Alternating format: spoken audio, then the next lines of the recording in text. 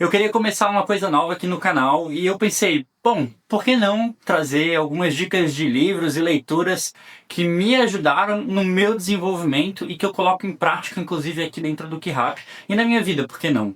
E eu vou começar esse com o que eu acho que é um clássico, é esse aqui, é O Cérebro da Criança. E ele me ajudou muito a entender como que uma criança sente e ela se desenvolve. Então esse é um livro muito importante para todos os pais, é uma leitura super recomendada, ele não é nada difícil e é super fácil de entender.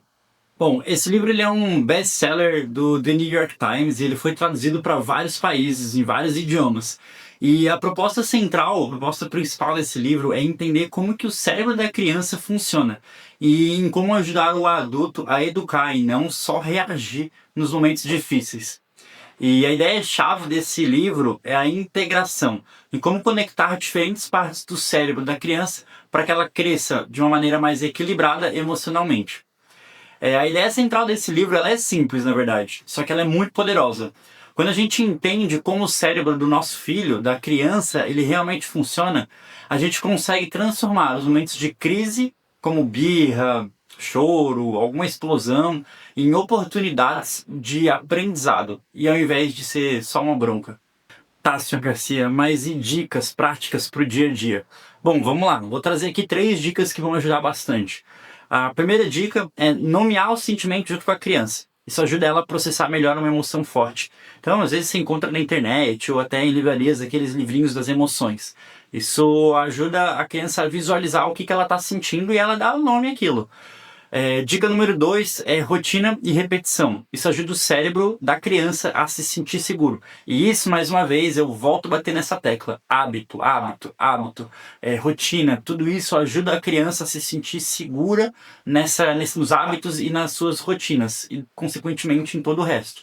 E dica número 3 é o movimento físico. E ele ajuda a resetar um estado emocional difícil. Isso conecta direto com o que a gente faz no nosso trabalho aqui no tatame.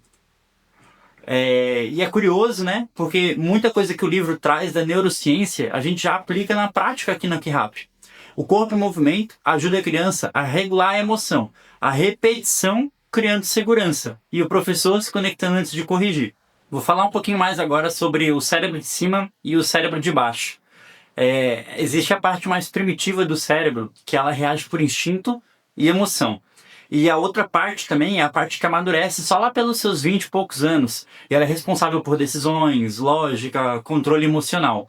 E uma criança pequena, a parte emocional é a parte que domina. Por isso ela perde a cabeça com tanta facilidade. E isso é exatamente o que eu vejo aqui nas aulas. Criança pequena não está sendo mal criada quando tem uma explosão. O cérebro dela é que literalmente ainda não se desenvolveu. Não desenvolveu a parte que consegue segurar aquela emoção. E é aí que a prática constante entra, ajudando esse desenvolvimento aos poucos. Então, como eu falei, aqui no tatame é onde a gente tem aquela estrutura, a rotina, o hábito, e isso ajuda muito na criança que ainda não tem a parte do cérebro de lógica, por exemplo, ainda completamente desenvolvido. Bom, e agora, se você é pai ou mãe, esse livro vale muito a pena. Não é um livro técnico, difícil de ler. Ele é bem acessível e super prático. Eu vou deixar mais algumas recomendações assim em vídeos futuros, então não se esquece de se inscrever aqui no canal para não perder. E se você quer ver esses conceitos aplicados na prática com o seu filho, me chama que eu vou te explicar como funcionam as aulas aqui no KeeRap.